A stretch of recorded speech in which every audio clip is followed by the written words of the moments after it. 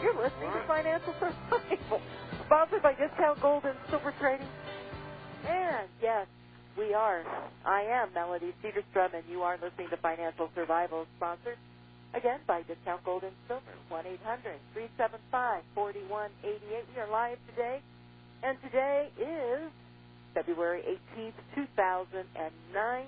And, again, thank you for joining us this afternoon. And icy day here in central Pennsylvania. We're getting some sleet and hail, so not very nice, so close to after coming out of a 60-degree day last week. But I hope everyone is warm where they're at, and we've certainly seen some warmth put on gold. And we have gold up currently in the New York spot price is up $14.40 at $984.90.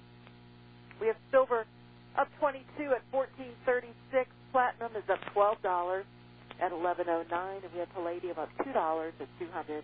And we do have lots of questions today, but that shouldn't stop you from sending us new questions because we always have Friday.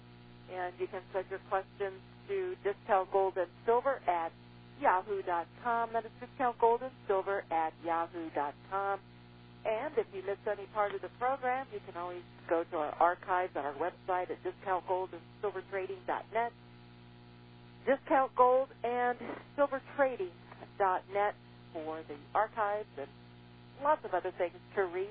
And you can always pick up the phone and give us a call at 800-375-4188.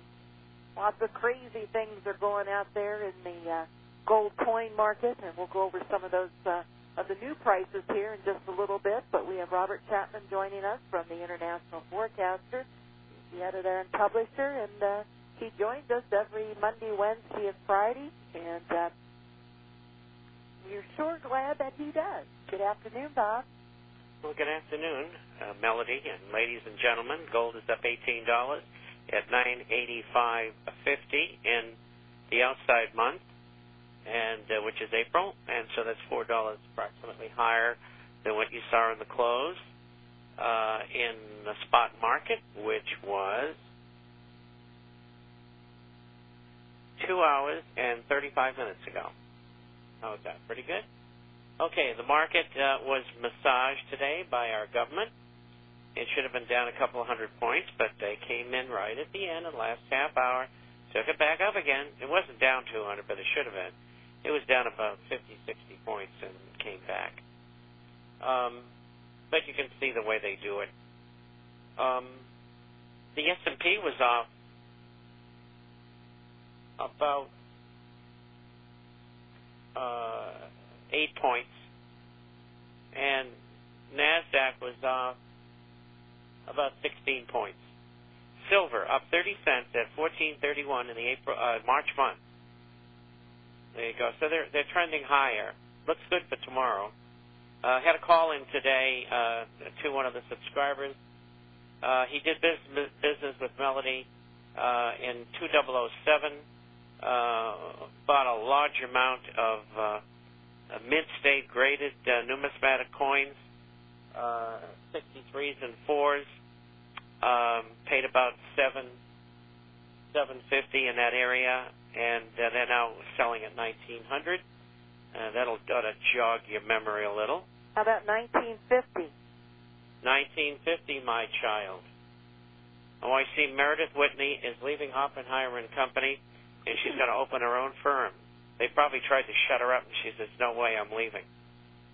And so we'll get even more information out of her in the future. She and I probably were the only ones that called the downturn. But she actually did a better job than I because she's a bank analyst. And she came out and said when Citigroup was around 32, we put our short on at 42. And she said the stock should be lower. I'm calling for $22. Well, it went there. And then she called for 16. It went there. And at that point, I pulled our cover out. In other words, where you cover your short at 12. And now Citigroup is, 3 3/4 or something like that.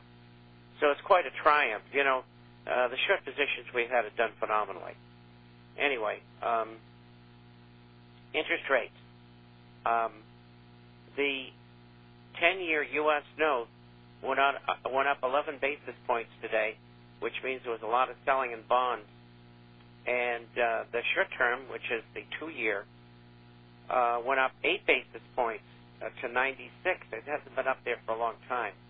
It visited the other day, but that's about it. We're starting to get real outside pressure on interest rates. And that's going to continue, irrespective of what the rates are officially, which means nothing. Next, I'd like to thank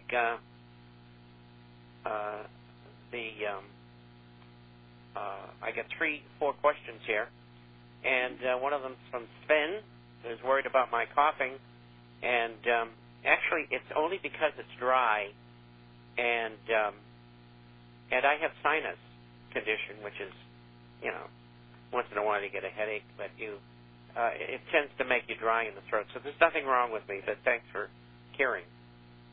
Question, been listening to you and Melody for weeks from her website after the show is available to download. I have a question you might shed some light on when you're on the show. You have touched on these gold and silver stocks a bit in the past, but I've only heard you mention the big ones. Perhaps you have others. And I only have one other, and it's a speculation. I think that Agnico Eagle is the best mining company in the world in gold and silver. Goldcorp is number 2. And number 3, the best silver company in the world is Silver Standard. And you've heard me say that many times. The only speculation I have and have had for the last couple of years is a company called Helix, H-E-L-L-I-X, Ventures. And its symbol is HEL.V. It's around 20 cents or so. And I think that they've got a great shot at the future. For those of you who want to gamble, that might be the place for you to go. I do not have any others because the exploration stocks have done terribly. The second tier has done fair to poor. And the bigger stocks, which I just mentioned, have done good when they should have been spectacular. But their time will come. And so leaving the stocks, we go on. And this is from George. Has there ever been a time in the past 200 to 300 years when fractional banking was not used? And I don't know. I just don't know. I can't answer it. I think that they've always used it. I mean, every country. But I don't know. It's always been a disaster. Always. And it's a leverage. Instead of lending 2 to 1 or 8 to 1, bankers want to get fancy. They get greedy. And they get to 25 or 30 to 1. And Moses comes along and says, hey, look, I want my gold back. I'm taking a trip over to Baghdad, and I needed to buy a bunch of camels over there. So he withdraws his gold, but there's no gold there because the bank has already lent it out. That happened innumerable times. Okay, next one. And, good camels are hard to find, as you well know. This is from Gerald, and this is for the Golden Diva. Could you please comment on your radio show regarding the claim made on December of 2008 by Hal Turner that he obtained new Emiro paper, currency notes? They're phony. Someone has printed them up. They're not government issue. Not that I don't think that the government will attempt, when they devalue and default. A lot of dust in the air here, incidentally, too, this time of year. And that makes you cough. They will try to devalue and default, and they may and probably will come up with a new dollar, but it won't be an Emiro. And they hope that they can put into place a new international currency if all the nations do it simultaneously. But we'll wait and see. We're not going to let them get away with it. My last question for Melody and Bob Bob's her assistant. How do you foresee the U.S. economic decline playing out? Short-term, long-term? Do you see a decline and ongoing eroding fashion, meaning that we can see a long and consistent decline of prosperity, consistent increases in unemployment, and a gradual eroding in quality of life? And the answer is yes. That's what I see. But I think that the stock market will have cracked by the end of October. And my professional sense, after almost 50 years in these markets, tells me it's going to crack before that. And it's only